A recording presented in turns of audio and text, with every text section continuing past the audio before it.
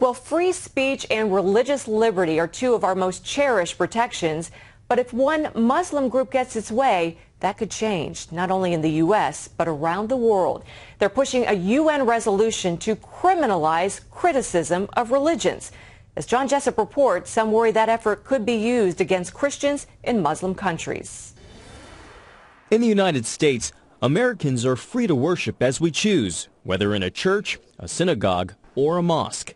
The freedoms of religion and expression go hand in hand, something Secretary of State Hillary Clinton tried to convey at a recent international religious conference at the State Department. There is no contradiction between having strong religious beliefs and having the freedom to exercise them and to speak about them and to even have good debates with others. The three-day conference was intended to advance a UN resolution targeting religious intolerance, backed by a group called the Organization of Islamic Cooperation, a group with vocal critics. I think of it as kind of a multinational Muslim mafia. It is 57 states and Palestine that have come together to promote what is fundamentally the agenda known as Shari'ah. The O.I.C. pushed a UN resolution banning defamation of religions for more than a decade.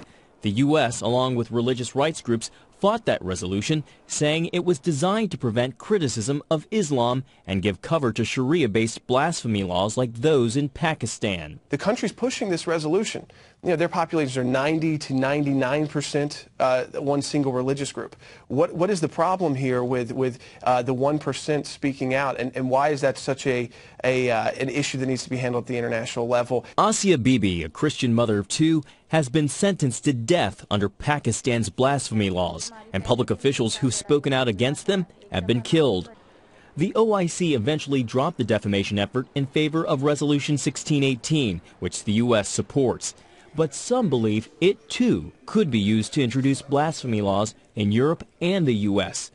Nina Shea is the author of Silenced, How Apostasy and Blasphemy Codes Are Choking Freedom Worldwide. They're asking the West to enforce criminal punishments for blasphemy against Islam within Western borders against their own citizens. And the frightening thing is we're starting to see this actually be adopted in places like Western Europe, Canada, and Australia. Sekulow says his organization is fighting to keep the resolution from becoming adopted because he says it could backfire and be broadly misinterpreted country by country. Just the building of churches, having a cross outside your door, can be inciting violence. So if you let them define these definitions, when there is no problem coming from the minority faiths, this is somehow going to greenlight their suppression. John Jessup, CBN News, Washington.